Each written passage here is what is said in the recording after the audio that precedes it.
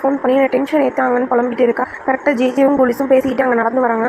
GJ எனக்கு ரொம்ப தலைவலிக்குதுண்ணா, எனக்கு ஒரு டீ வேணும்னு கேட்குறா. உனக்கு இல்லாததா, எடுத்துக்கோ அப்படின்னு சொல்லிட்டு இருக்கான். அப்போ கரெக்டாக ஒரு தாடி வச்ச ஆளை பார்க்குறா. தாடி வச்ச ஆளை வந்து உடனே ஃபோட்டோ எடுக்கிறா. நீ எதுக்கு அகமத் இப்போ ஃபோட்டோ எடுக்கிறேன்னு போலீஸ் கேட்குறா. இல்லை, நான் தாடி வச்ச ஆளுங்களோட ஃபோட்டோஸ் எல்லாம் கலெக்ட் பண்ணிட்டு இருக்கேன், இது சும்மா ஒரு ஹாபி மாதிரி அப்படின்னு போலீஸ் கிட்ட சொல்லி சிரிச்சிட்டே சமாளிச்சிடுறா. ஜிக்கிட்ட போலீஸ் சிரிச்சிடறா. நெக்ஸ்ட் ஜிஜிட்ட போய் ஜிஜே நம்ம எதை பற்றி பேசிட்டு இருந்தோம்னு போலீஸ் கேட்குறா. நம்ம சேன் தான் இனிமேல் ஆஃபீஸை பார்த்துக்க போகிறாரா, ஒரு 3 டேஸில் கிளம்புறதா இருந்தது, அதை கேன்சல் பண்ணிட்டாரு.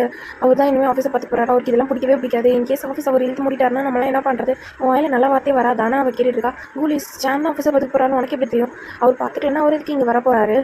ஒரு வேளை சேன் அரகண்டாக ஒரு உடான பஸ்ஸாகவும் இருந்தால் என்ன பண்ணுறது? கரெக்டாக சனையும் சொல்லிட்டு இருக்கும்போதே சேன் அங்கே வந்துடுவான். ஜேஜியும் போலீஸும் எவ்வளவோ கணக்காடுவாங்க. எதையுமே கண்டுக்காமல் அவள் இஷ்டத்துக்கு சேனை திட்டிட்டு, சரி எனக்கு ரொம்ப பசிக்குது, அவரை பற்றி பேசி எனக்கு என்ன ஆகுது, நான் போய் சாப்பிட்றேன் அப்படின்னு சொல்லிட்டு இருந்தாலும் அவருக்கு தோணா ஜங்களுக்கு போய் சிங்கத்து கூட லஞ்சு சாப்பிட்டுட்டு அப்புறம் வந்து ஆஃபீஸ் நடத்துவாரா.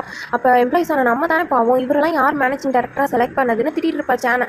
அதுக்கப்புறமா ஜேஜியும் போலீஸும் மாறி மாறி கண்ணை காட்டுறதுனால இன்னும் பின்னாடி காட்டுறீங்க, பாஸ்னா எப்பயும் பின்னாடி தான் இருக்கணுமா என்ன, பின்னாடி தான் இருக்காரு அப்படின்னு சொல்லுவாங்க. அவள் கையை நீட்டிட்டு இருப்பா. சேன் அப்படியே முன்னாடி வருவான். முன்னாடி வந்து அவங்க 2 பேரும் கண்ணு பார்த்துக்குவோம். அவங்க 2 பேரும் ஒருத்தர் மூஞ்சி ஒருத்தர் பார்த்துட்டு இருப்பாங்க. சனையும் பாவமாக மூஞ்சி வச்சுட்டு இருப்பா. உன் பேர் என்ன அப்படின்னு கேட்பான்.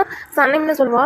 அப்படியே பார்த்துட்டு இருக்கனால சனைம்னு சொன்னேன்னு சொல்லிடுவா ஹர்ஷா. உடனே வந்து போலீஸ் வந்து நீங்கள் எப்படி வேணால் கூப்பிடலாம் அப்படின்னு சொல்கிறாங்க. தேவலாம் நீ ஏன் முக்கு நுழைக்கிறேன்னு ஜிஜி கேட்குறான். அவர் டைவர்ட் பண்ண.